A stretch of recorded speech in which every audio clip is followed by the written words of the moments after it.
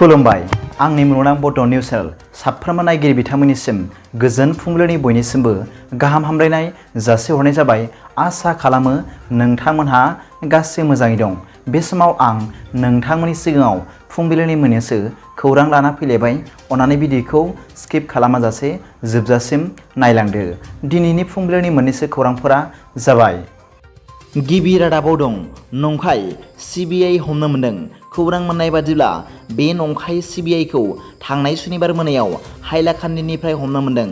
बे नंखाय CBI नि मुङा अभिषेक देब आरो बियो गावखौ CBI नि इन्टेलिजेन्स अफिसार होनना थगायनानै गोबां सुबुंफोरनिफ्राय रां बिनानै लांदोंमोन होनना मिथिनो मोन्दों। दासान्दि पुलिस हान्जाया बे नंखाय CBI इन्टेलिजेन्स अफिसारखौ सिलचर सदर पुलिस थानायाव सोंथि सोंगासिनो दं होनना मिथिनो मोननाय जादों। नैथि रादाबाव दं दुखुनांथाव रादाब। बिटिआरनि हाग्रा बिफाननि मावफुं सोद्रोमा मानाव गेदेर रनजित बसुमतारी बिथाङा गोब्राब बेरामाव गोग्लैनानै दं। बिथांनि गल ब्लाडाराव स्टन जादों होनना मिथिनो मोन्दों। बिथांखौ वाइगाव लवार आसाम हस्पिटालाव थिसननाय जादों आरो अपारेसनबो खालामनांबाय होनना मिथिनो मोननाय जादों।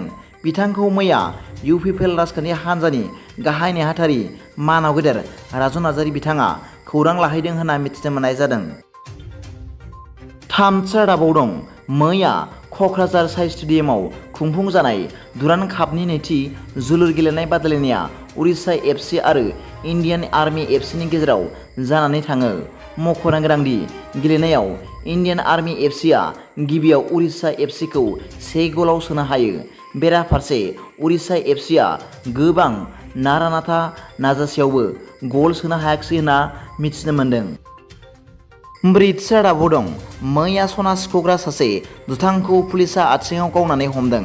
बे हमजानाय अर्जुन मुंनि दुथाङा गुवाहाटीनि पुलिस कास्टडिनिफ्राय खारखोमानो नाजादोंमोन आरो बे समावनो पुलिस हान्जाया आगसिनि आथिङाव गुलि गावनानै हमफिनदों होनना मिथिनो मोननाय जादों। बाथि रादाबाव दं थांनाय रबिबार मोनायाव सासे दुथाङा 4 बोसोरनि सासे उन्दै हिनजावसाखौ जिनाहारि खालामदों। बे मुगैथाव जाथाया गुवाहाटीनि आलुबारियाव जादों। बे जिनाहारि खालामग्रा सुबुंखौ पल्टन बाजारनि पुलिसफोरा हमबाय। जिनाहारि खालामजानाय उन्दै हिनजावसाखौ GMCHआव थिसननाय जादों। मख'नो गोनां बाथ्रा दि जिनाहारि खालामजानाय उन्दै हिनजावसाया बे दुथां जिनाहारि खालामग्रा नखरनि सासे उन्दै हिनजावसामोन होनना मिथिनो मोननाय जादों।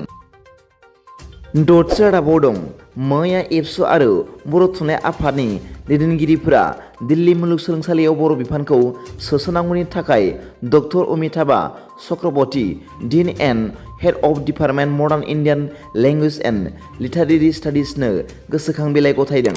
खौरां मोननाय बादिब्ला डक्टर अमिताभा चक्रवर्तीया एबसु आरो बर' थुनलाइ आफादनि गोसोखां बिलाइयाव होनाय दाबिफोरखौ नायनानै गनायना लादों आरो EAC नि सिङाव बड' ML खौ modern Indian language and literary स्टाडिजनि सिङाव देग्लायनिफ्रायनो जागायसिगोन होनना गोजोनथाव रादाब होदों होनना मिथिनो मोन्दों।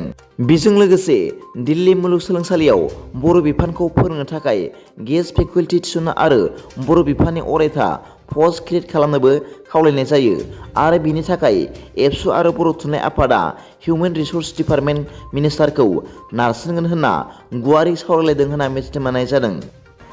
दिनैनि फुंबिलिनि मोननैसो खौरांफोरा दा बेखिनिल'मोन। भिडिअखौ मोजां मोनदोंब्ला आंनि बे मुलुगनां बड' निउस चेनेलखौ अन्नानै साबस्क्राइब खालाम आरो बेल आइकनआवबो थुनानै ला, जाहाथे आं गोदान निउस आपडेट लानानै फैब्ला नोंथांनियाव सिगांग्रो नटिफिकेसन सौहैयो। दा बेलासिनि रादाबाव नोंथांमोनखौ आंनि बे चेनेलाव गासैखौबो बरायहरनाय जाबाय। गोजोन्थों। एसेनोसै।